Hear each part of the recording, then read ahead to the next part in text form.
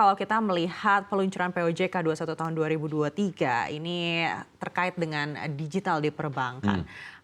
Pendapat Bapak seperti apa? Apakah memang diperlukan satu divisi khusus yang memberikan laporan terkait dengan digitalisasi yang ada di perbankan, atau menurut Bapak ini sebenarnya hanya akan menambah kerjaan para bankir saja? Saya rasa spiritnya baik ya, karena ini merupakan penyempurnaan dari POJK sebelumnya, POJK 12, yang mana fokus dari OJK itu akan menjadi principle-based regulator instead of rule-based regulator. Dan digitalisasi ini kita tahu bahwa ini adalah keniscayaan bahwa perkembangan digitalisasi ini semakin pesat, dan saya rasa pertimbangan-pertimbangan ini dengan ini diluncurkan POJK 21. Unit khusus itu sebenarnya sudah ada di POJK sebelumnya, tapi yang lebih kita konsentrasikan lagi bagaimana kemudahan-kemudahan dan kelancaran dari segi digitalisasi ini dilaksanakan oleh OJK dan perbankan.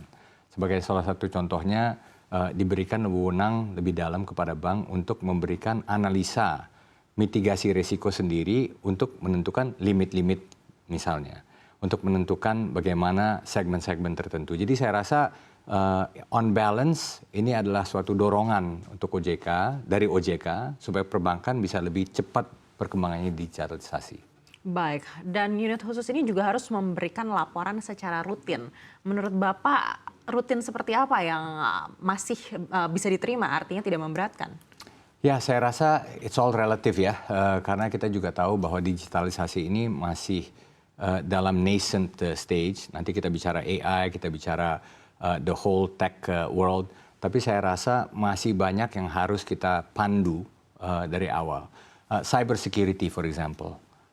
Cyber security juga akan menjadi tantangan yang besar, karena orang baiknya juga kita akan mengembangkan produk-produk yang baik, tapi orang jahatnya juga akan mengembangkan produk-produk yang akan mengganggu sistem keamanan pertahanan dari suatu bank atau suatu institusi yang memerlukan cyber security sebagai defense mechanism-nya mereka. Jadi saya rasa on balance regulasi itu memang perlu, tapi memang regulasinya bagaimana kita tetap mendorong inovasi itu di digitalisasi.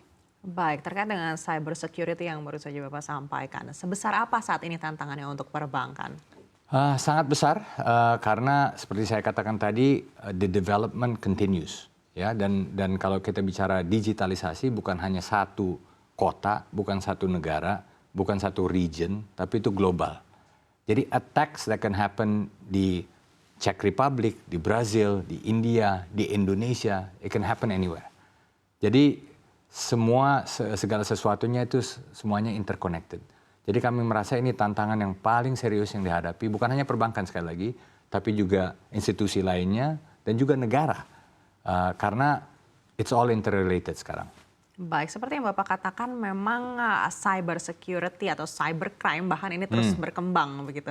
Artinya harus ada budget khusus yang dikeluarkan terus-menerus oleh industri perbankan untuk memastikan keamanan cyber ini.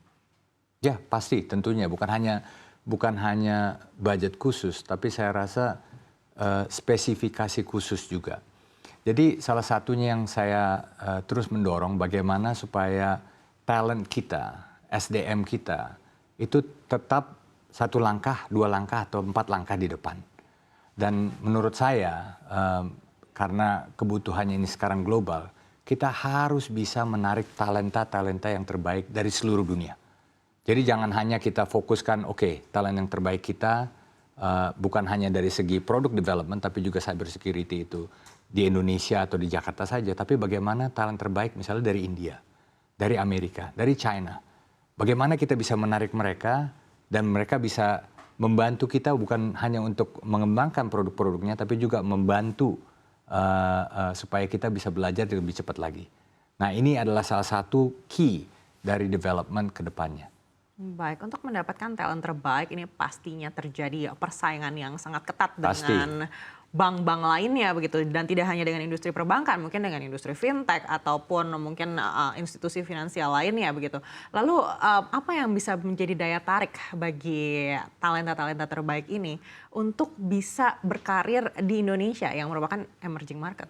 Ya, saya rasa banyak sekali yang sangat masih tertarik di Indonesia ini karena marketnya sangat besar, potensinya sangat luas dan juga kita sangat welcoming terhadap foreign investors ya.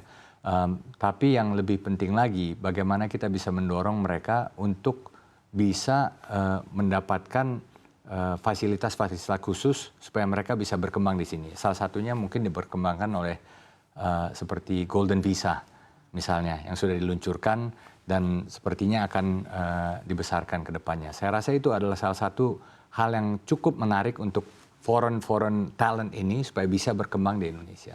Baik, tapi tentunya talent terbaik ini membutuhkan tim yang juga tidak kalah baik dan juga infrastruktur yang juga cukup baik begitu. Apakah Bapak melihat industri perbankan kita sebenarnya sudah siap untuk menarik talenta-talenta terbaik ini? Kalau kita lihat industri perbankan kita adalah salah satu industri yang terkokoh, saya bisa bilang hampir di seluruh dunia ya. Capital adequacy ratio kita masih 25-26%. Itu mungkin tertinggi, salah satu tertinggi di dunia.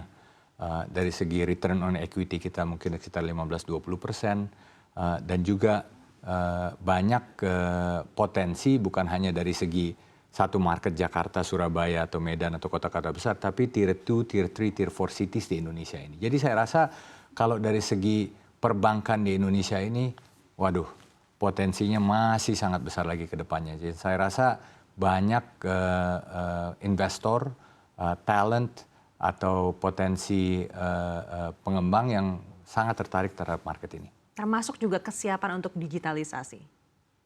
Di perbankan Indonesia maksudnya? Saya rasa kita cukup siap, tapi apakah ini sudah pol, apakah sudah maksimum, saya rasa kita bisa kembangkan lagi. Baik, apa yang paling dibutuhkan? Karena kalau memang cyber security ini menjadi salah satu yang paling menantang, artinya ada hal-hal lain yang juga cukup menantang. Ya, saya rasa bagaimana kita bisa masuk ke mentality of tech atau digital mindset di perbankan di tanah air ini. Karena kita ketahui bahwa selama ini perkembangan teknologi yang sudah sangat pesat dan sebagainya, tapi penetrasi misalnya, penetrasi terhadap the lower part of the market itu mungkin bisa diperdalam lagi. Tier 2, Tier 3, Tier 4 cities, mungkin pengetahuan mereka, literasi mereka terhadap perbankan, kita ngomong perbankan aja ya, tapi mungkin asuransi, mungkin asset management, mungkin capital markets itu lebih minim lagi. Jadi kami merasa bahwa literasi itu, inklusi tersebut dengan digital penetration akan bisa lebih dalam lagi ke depannya. Baik, kalau berdasarkan data dari OJK sendiri kita lihat memang literasinya terus bertumbuh tapi tidak beriringan dengan inklusinya. Betul. Bapak melihat apa yang harus dibenahi di sini? Jadi sebenarnya inklusinya bertumbuh, literasinya saya rasa ya kalau kita lihat check the box mungkin cukup included dan cukup literate. Tapi kalau kita tanya lebih dalam lagi, apakah mengerti, apakah risikonya itu sudah ditanggapi, apakah tahu bahwa dengan mitigasinya seperti ini, mungkin itu masih on the surface ya. Jadi kami merasa edukasi itu mesti terus kita lakukan ke seluruh lapisan masyarakat. Terutama terkait dengan digitalisasi. Terutama terkait dengan digitalisasi. Karena digitalisasi ini bisa merambah ke semua orang instantly. Dan dengan rambahan yang instan itu, pengetahuan atau knowledge mereka itu mungkin belum sampai, mungkin belum dalam. Dan bagaimana kita bisa merich kepada seluruh lapisan masyarakat